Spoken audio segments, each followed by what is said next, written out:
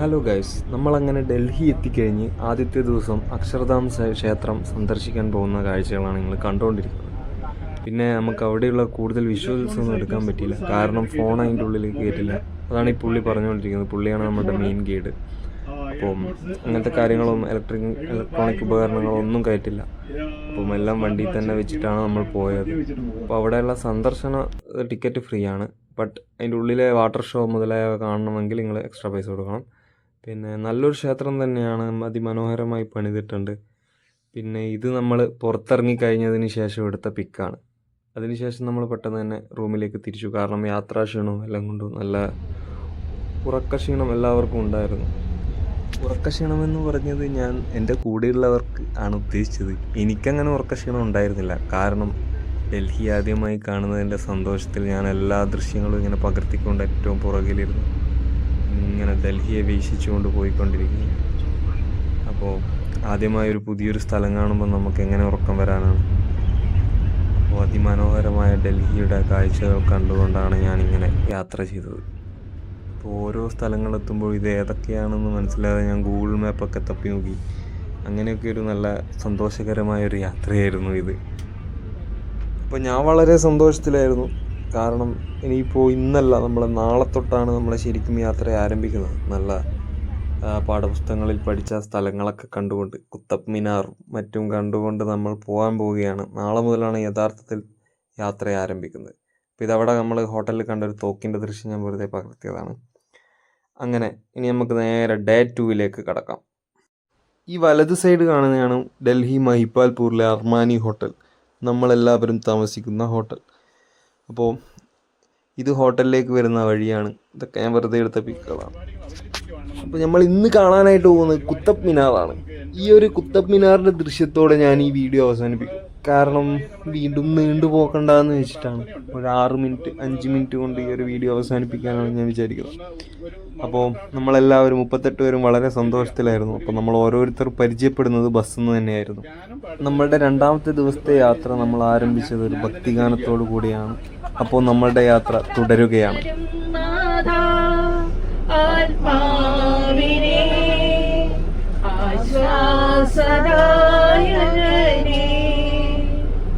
തന്നാലും നാഥാ എൻ ജീവനേ, നിത്യസഹായകനേ,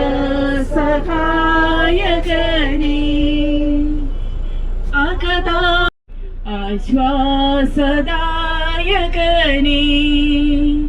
തന്നാലും നാഥാ. അങ്ങനെ ബസ് കുത്തബ് മിനാറിൻ്റെ അടുത്ത് എത്തിക്കൊണ്ടിരിക്കുകയാണ്. അപ്പോൾ എൻ്റെ മനസ്സിൽ പല കാര്യങ്ങളാണ് ഇങ്ങനെ ഓടുന്നത്.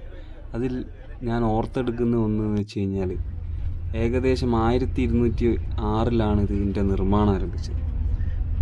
കുറേ വർഷങ്ങൾക്ക് ശേഷം, അതായത് 819 വർഷങ്ങൾക്ക് ശേഷം 2025 ഒരു യുവാവ്, അതായത് ഈ ഞാൻ തന്നെ, ഇത് കാണുവാനായി ഡൽഹിയിലെത്തിയിരിക്കുകയാണ്. രോമാഞ്ചം. അങ്ങനെ ഞാൻ കുത്തബ് മിനാറിൻ്റെ മുൻപിലെത്തി. അപ്പോൾ ഞാനവിടെ ഫുള്ള് ചുറ്റിക്കറങ്ങി കുറേ ഭാഗങ്ങൾ കണ്ടു. കുറേ ഭാഗങ്ങൾ കാലക്രമേണ തകർന്നു പോയിട്ടുണ്ട്. അപ്പോൾ ആകെ നമുക്ക് 1.5 മണിക്കൂറോളം സമയമുള്ളൂ.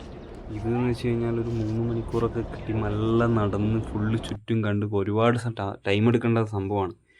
അപ്പോൾ നമുക്കൊരു ദിവസം 3 സ്ഥലങ്ങൾ കവർ ചെയ്യേണ്ടതുകൊണ്ട് ആകെ 1 മണിക്കൂർ 2 മണിക്കൂറൊക്കെയാണ് നമുക്കൊരു സ്ഥലത്ത് നിൽക്കാനുള്ള ടൈം. അപ്പോൾ ആ ഒരു സമയം കൊണ്ട് നമ്മൾ മാക്സിമം എക്സ്പ്ലോർ ചെയ്യുക, അത്രയേ ഉള്ളൂ.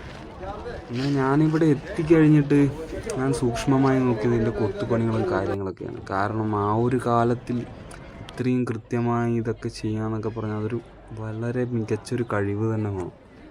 അപ്പോൾ അത്രയും വർഷങ്ങൾക്ക് മുമ്പ് ഒരു ടെക്നോളജിയോ കാര്യങ്ങളോ ഒന്നുമില്ല, ഒരു മെഷീനോ ഒന്നുമില്ല, എല്ലാം കൈകൊണ്ട് ചെയ്യേണ്ട സംഭവങ്ങളാണ്. അല്ല ഈ കല്ലൊക്കെ വലിച്ചു കൊണ്ടുവരുന്ന വല്ല ആനയോ ഒക്കെ വെച്ചിട്ടൊക്കെ ആയിരിക്കും. അപ്പോൾ അങ്ങനെ നമ്മൾ എല്ലാവരും ചർച്ച ചെയ്യുന്നതും അങ്ങനെയാണ്, എങ്ങനെയാണ് ഇത്രയും ആ ഒരു എന്താ പറയുക, നിങ്ങൾ നേരിട്ട് കണ്ടാലേ അതിൻ്റെ ഇത് ഇരിക്കുന്ന. എനിക്കിപ്പോൾ ഇതിലൂടെ പറയുന്നതിനേക്കാളും നല്ലത് നിങ്ങൾ നേരിട്ട് കണ്ടാലാണ് അതിൻ്റെ ഒരു ഇത് കിട്ടും.